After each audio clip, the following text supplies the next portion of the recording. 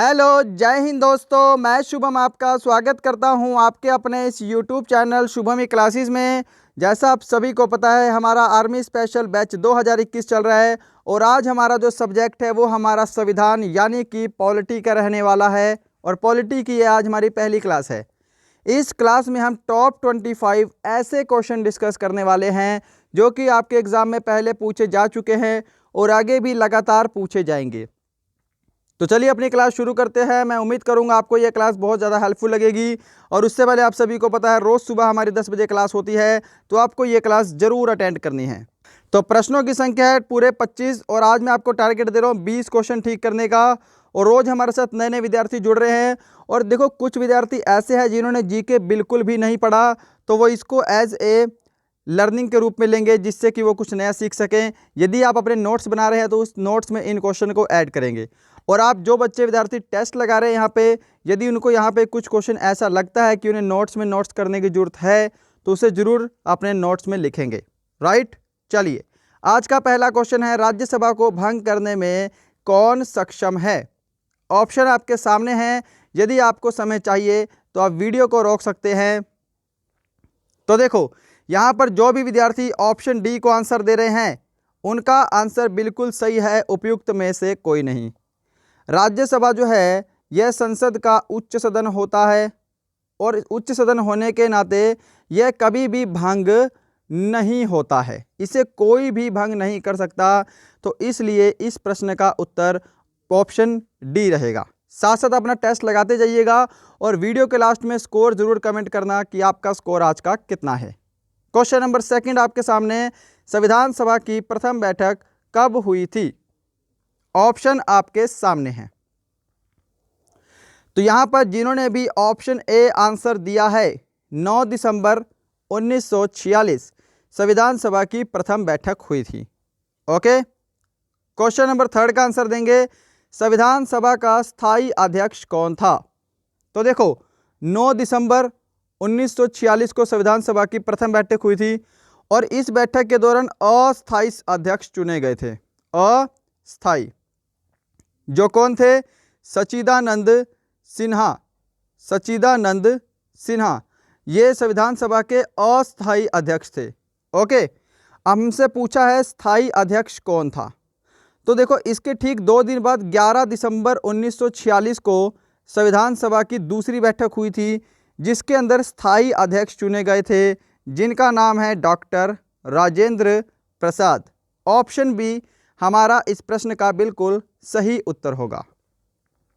Question number 4, प्रारूप समिति के अध्यक्ष कौन थे। ऑप्शन आपके सामने हैं, राजेंद्र प्रसाद, भीमराव अंबेडकर, जे.बी. कृपलानी या फिर जवाहरलाल नेहरू। तो जिन्होंने भी ऑप्शन बी आंसर दिया है भीमराव अंबेडकर, उनका उत्तर बिल्कुल सही है। चलते हैं अगले क्वेश्चन पे। क्वेश्चन नंबर 5, मौलिक कर्तव्य किस देश के संविधान से लिया गया है। ऑस्ट्रेलिया, फ्रांस, रूस, आयरलैंड। मौलिक कर्तव्य लिया गया है रूस के संविधान से। तो ऑप्शन सी जिस भाई बहन ने भी दिया है उनका आंसर बिल्कुल करेक्ट है। बढ़ते हैं अगले क्वेश्चन पे। क्वेश्चन नंबर 6 आपके सामने, वर्तमान में कुल कितने मौलिक अधिकार हैं। 5, 7, 6, 9। तो देखिएगा इस समय कुल मौलिक अधिकारों की संख्या कितनी है, 6 है ना। 1948 आप सभी 1978 आप सभी को पता है 44वां संविधान संशोधन, इसके तहत संपत्ति के अधिकार को मौलिक अधिकारों की सूची से हटा दिया गया है ना। तो पहले मौलिक अधिकारों की संख्या 7 थी, अब कितनी मौलिक अधिकारों की संख्या है तो वो 6 है। ये आप ध्यान रखेंगे। चलो बढ़ते हैं। क्वेश्चन नंबर 7, भारत का प्रथम नागरिक किसे कहा जाता है। प्रधानमंत्री, गृह मंत्री, राष्ट्रपति या फिर लोकसभा अध्यक्ष। जल्दी से आंसर दीजिएगा, भारत का प्रथम नागरिक किसे कहा जाता है। सही जवाब ऑप्शन सी रहेगा, राष्ट्रपति को। ओके, चलो क्वेश्चन नंबर 8 का आंसर देंगे, भारत के प्रथम मुस्लिम राष्ट्रपति कौन थे? बहुत ही इंपॉर्टेंट क्वेश्चन। ऑप्शन बोले जाएंगे, मौलाना अबुल कलाम आजाद, राधा कृष्णन, जाकिर हुसैन या फिर बैरुद्दीन तैयब जी। तो देखो यहां पर जिन्होंने भी ऑप्शन सी को चूज किया है, जो ऑप्शन सी आंसर दे रहे हैं वो बिल्कुल सही आंसर दे रहे हैं। डॉक्टर जाकिर हुसैन भारत के प्रथम मुस्लिम राष्ट्रपति थे। और ये क्वेश्चन वेरी वेरी इंपॉर्टेंट है आपके एग्जाम के लिए। चलें आगे, चलो क्वेश्चन नंबर 9, अनुच्छेद 360 का संबंध किससे है? राष्ट्रीय आपातकाल, राजकीय आपातकाल, वित्तीय आपातकाल या फिर इनमें से कोई नहीं। तो देखिएगा हमारे संविधान में 3 प्रकार के जो हैं आपातकाल हैं। एक अनुच्छेद 352 में है, एक अनुच्छेद 356 में है और एक अनुच्छेद 360 में है। इस प्रश्न का बिल्कुल करेक्ट आंसर होगा ऑप्शन सी, वित्तीय आपातकाल। वित्तीय आपातकाल जो है यह अनुच्छेद 360 के अंदर वर्णित है। 352 के अंदर होता है राष्ट्रीय आपातकाल, ये आप ध्यान रखेंगे। और राजकीय आपातकाल होता है 356 में, है ना। राष्ट्रीय आपात आपको पता होगा, राष्ट्रीय आपातकाल क्या होता है? कोई भूखमरी की स्थिति पैदा हो गई, किसी दूसरे देश से युद्ध छिड़ने की स्थिति में राष्ट्रीय आपातकाल लगता है, राइट। चलो क्वेश्चन नंबर आपके सामने है 10, राज्यसभा का पदेन सभापति होता है। बताइए राज्यसभा का पदेन सभापति कौन होता है? राष्ट्रपति, लोकसभा अध्यक्ष, उपराष्ट्रपति या फिर लोकपाल? तो राज्यसभा के जो पदेन अध्यक्ष होते हैं वो भारत के उपराष्ट्रपति ही होते हैं। ऑप्शन सी हमारे इस प्रश्न का बिल्कुल करेक्ट आंसर होगा। क्वेश्चन नंबर 11 है, उपराष्ट्रपति का कार्यकाल कितने वर्षों का होता है? उपराष्ट्रपति का कार्यकाल कितने वर्षों का होता है? तो उपराष्ट्रपति, राष्ट्रपति, राज्यपाल, राइट, इनके जो कार्यकाल हैं वो 5 वर्षों के होते हैं। ऑप्शन डी आपका बिल्कुल करेक्ट आंसर होगा, ऑप्शन डी। तो जिन्होंने भी ऑप्शन डी को आंसर दिया है उनका आंसर बिल्कुल सही है। क्वेश्चन नंबर 12, प्रधानमंत्री अपना त्याग पत्र किसे देता है? जल्दी से आंसर दीजिएगा। और जो लोग अभी ये वीडियो को देख रहे हैं, जिन्होंने अभी तक लाइक नहीं किया है, सबसे पहले आपको हमारा यह वीडियो लाइक करना है। ओके, बस एक लाइक की डिमांड होती है आपसे। और यदि आपका कोई फ्रेंड आर्मी की तैयारी कर रहा है तो उसे हमारा ये वीडियो शेयर जरूर कीजिएगा, राइट।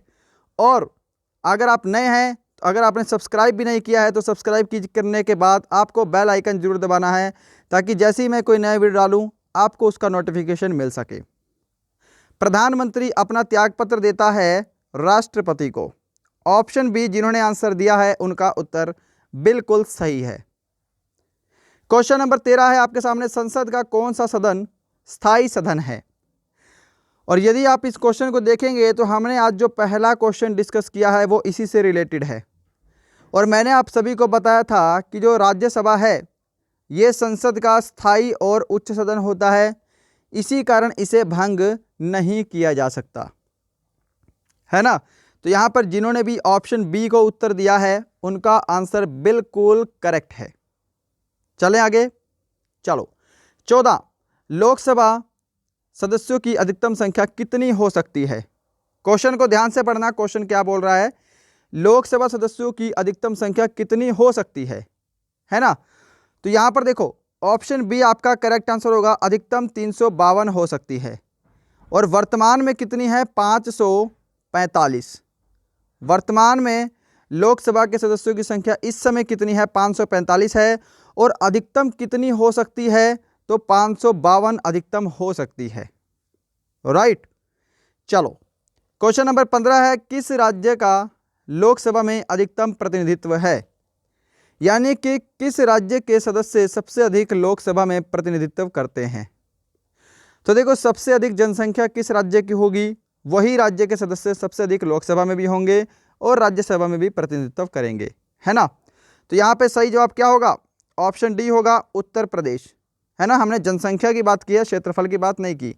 जहाँ पे सबसे अधिक जनसंख्या होगी वहीं पे राज्यसभा और लोकसभा का जो है नेतृत्व उस स्टेट के लोग ज़्यादा होंगे। क्वेश्चन नंबर 16 का आंसर देंगे, योजना आयोग का गठन कब किया गया था? जल्दी से आंसर देंगे इस क्वेश्चन का। 1951, 1952, 1950 या 1947? तो आंसर मैच करेंगे। क्या आप सभी ने ऑप्शन सी को आंसर दिया है? 1950 बिल्कुल करेक्ट आंसर है। 17 नंबर क्वेश्चन है, योजना आयोग के प्रथम अध्यक्ष कौन थे? योजना आयोग के प्रथम अध्यक्ष कौन थे? तो देखो, योजना आयोग के जो अध्यक्ष होते हैं वो कौन होते हैं? प्रधानमंत्री होते हैं, है ना। और मैंने आपको बताया इसकी स्थापना हुई थी 1950 में। तो प्रधानमंत्री कौन थे उस समय? जवाहरलाल नेहरू। ऑप्शन इसका बी बिल्कुल करेक्ट आंसर होगा। चलो, क्वेश्चन नंबर यहां पे है आपका 18, प्रथम वित्त आयोग के अध्यक्ष कौन थे? और वेरी वेरी इंपॉर्टेंट क्वेश्चन, प्रथम वित्त आयोग के अध्यक्ष कौन थे? सही जवाब होगा इसका option A, K C. Neogi. Question number 19 का आंसर दीजिएगा, भारत में पंचायती राज व्यवस्था कहां से शुरू की गई थी? तो पंचायती राज व्यवस्था राजस्थान के नागौर नामक स्थान से शुरू की गई थी। ऑप्शन ए करेक्ट आंसर होगा। और एक प्रश्न आपके लिए होमवर्क का देने जा रहा हूं कि पंचायती राज व्यवस्था कब शुरू की गई? कमेंट बॉक्स में जरूर आंसर दीजिएगा। क्वेश्चन नंबर 20 है, स्वतंत्र भारत के पहले गृह मंत्री कौन थे? स्वतंत्र भारत के पहले गृह मंत्री कौन थे? सही जवाब ऑप्शन बी रहेगा, सरदार वल्लभ भाई पटेल। क्वेश्चन नंबर 21 है, फॉरवर्ड ब्लॉक की स्थापना किसने की? Very very important question. Option है जवाहरलाल नेहरू, मोतीलाल नेहरू, सुभाष चंद्र बोस या महात्मा गांधी। तो फॉरवर्ड ब्लॉक की स्थापना सुभाष चंद्र बोस ने की थी। जिन्होंने भी ऑप्शन सी को आंसर दिया है उनका आंसर बिल्कुल करेक्ट है। 22, शिक्षा किस सूची का विषय है? अब देखो, इसके लिए आपको इन तीनों के बारे में डेफिनेशन पता होनी चाहिए कि राज्य सूची वो होती है जिस पे केवल राज्य सरकार कानून बना सकती है। ओके, संघ सूची होती है जिस पे केवल केंद्र सरकार कानून बना सकती है। और जो समवर्ती सूची होती है इस पे केंद्र और राज्य सरकार दोनों कानून बना सकती हैं। बट इसका ध्यान रखेंगे समवर्ती सूची में कि यदि कोई भी दो ऐसी स्थिति हो जहां पर केंद्र सरकार और राज्य सरकार के जो वोट हैं वो बराबर ना हो, तो जो केंद्र सरकार का मत होता है उसी को सर्वोच्च माना जाता है। ओके, चलो, तो जो शिक्षा है वो समवर्ती सूची का एक विषय है। ऑप्शन इसका सी करेक्ट आंसर होगा। क्वेश्चन नंबर 23 है, वित्त आयोग के अध्यक्ष की नियुक्ति कौन करता है? वित्त आयोग के अध्यक्ष की नियुक्ति, वित्त आयोग जो है आपको पता होना चाहिए कि ये अनुच्छेद 280 के अंतर्गत निहित है। ओके, और इसके अध्यक्ष की जो नियुक्ति करता है वो करता है राष्ट्रपति। Option C. 24, संविधान के किस भाग में राज्य के नीति निर्देशक तत्व वर्णित हैं? राज्य के नीति निर्देशक तत्व संविधान के भाग 4 में वर्णित हैं। तो ऑप्शन बी अगर आपने आंसर दिया है, आपका आंसर बिल्कुल सही है। भाग 3 में मौलिक अधिकार। ओके, मौलिक अधिकार। और देखो, मौलिक अधिकार जो है ये यूएसए के संविधान से लिए गए थे, संयुक्त राज्य अमेरिका। नीति निर्देशक तत्व जो है यह आयरलैंड के संविधान से लिए गए हैं।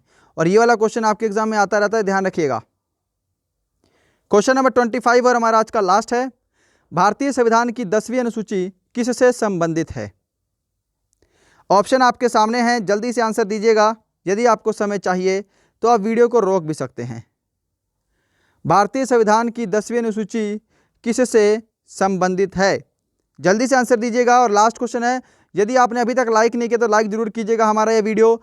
यदि आपने अभी तक शेयर नहीं किया है तो अपने किसी एक फ्रेंड को हमारा ये वीडियो आपको ज़रूर शेयर करना है।